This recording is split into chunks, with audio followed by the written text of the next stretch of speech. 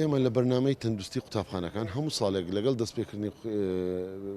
کاتی دەوام هەموو ساڵێک پێش کۆڕۆناش کۆمەڵێک ڕێنمایی و ڕێکار هەیە دەیدەینە قوتابخانەکان و تیمی تەندروستی قوتابخانەکان لە هەموو بنکە تەندروستیەکان لە گەڕەکەکان لە هەموو قەزا و ناحیە و ناوشار و لە شوێنەکانی جوگرافی نزیک لە قوتابخانەکان سەردان و بەدواداچوونی ڕەوشی تەندروستی قوتابیانیان هەیە. ئەم ساڵ هاوکاتە لەگەڵەوەی کە ئێمە بەردەوامین لە شەپۆڵی سێم هەرچەندە ژمارەکان دێک بە ئاراستەیەکی بڵاوبوونەوەی هێواشترە بەڵام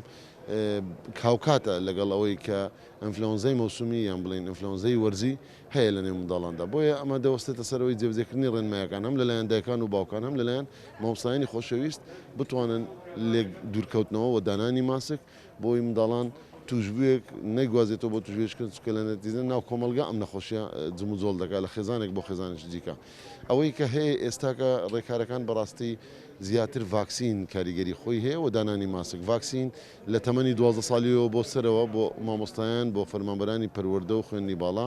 و بۆ ئەو قوتابیانەی کە لە تەمەنی 12 ساڵی بەسەرەوەیە بە تایبەتیش بۆ خاوەن پێداویستی تایبەت وانەی بەرگری لە شانکەمە ئەمە بوویتە بڕیار و ڕێکارەکان دەست پێ کردەوە و تیمی گەڕۆکیشمان ئێمە داناوە لە هەموو هەرێمی کوردستان 45 تیمی گەڕۆک لەسەر 12 وحدە هەموو ناوشار و قەزا و ناحیەکاندا کاری خۆیان دەگەن بۆ شوێنە قەرباڵەکان بۆ بە تایبەتی ئەو شوێنانەی کە داخراوە و شوێنی کۆبنەوەی قوتابیانە یان هەر چین و توێژێکی کۆمەلگایە ئەمانە کاریگەری دەبێت دەوەستێتە سەر ڕێکارەکانی خۆپارێزیدانانی ماسکش کە چاودێری بکرێت.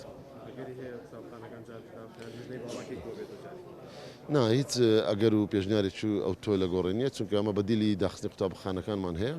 خۆپارێزی و پێدانی ڤاکسینە.